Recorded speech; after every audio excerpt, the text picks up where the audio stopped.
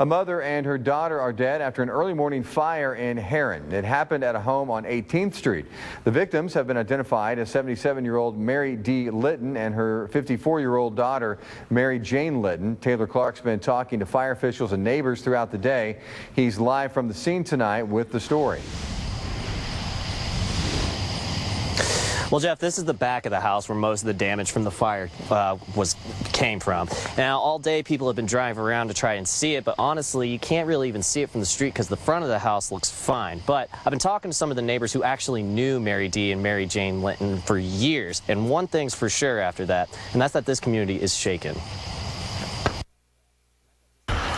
Man, I ran to the gas station about 12:30 this morning and nothing, and when I come back by about 7 or 8 minutes later, the whole back end of the house was just engulfed in flames. Trent Scott lives just around the corner from the home that caught fire on 18th Street. He's the one who called 911, and after that, he says he had to do something. I ran home and grabbed my fire extinguisher, and I came over and I started trying to put the fire out until the fire department showed up. When they arrived, Scott says firefighters managed to pull the 77-year-old Mary D. Litton and her daughter, 54-year-old Mary Jane Litton, out of the home.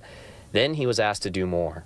The fire department stepped out and asked me if I knew CPR, and I stepped up and they asked if I could help resuscitate the lady. I did what I could do, you know. And despite the rescue efforts, the Littons both died at Herrin Hospital this morning.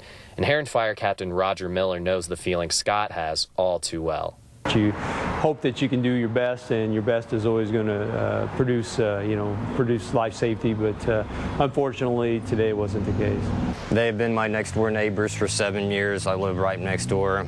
I talk to them every week, a couple times a week, go in, check on them. Ricky Landon says he couldn't believe the scene when he saw it. And after all those years becoming close to the Littons, he says he suspects they might not have had working smoke detectors. Now he wishes he would have checked. I've talked to the fire department. They said, just let people know. If you need a battery for your smoke detector or a smoke detector, they will give you one. It's important. And now much of this neighborhood is thinking the same thing as Scott. You know, I don't know what to say. It's just unfortunate. Now, when I spoke to the fire department, they said the Litton smoke detectors were destroyed in the blaze, so they can't tell if they were working or not. But the state fire marshal did say he was still investigating. Live local now in Herrin. Taylor Clark, Heartland News.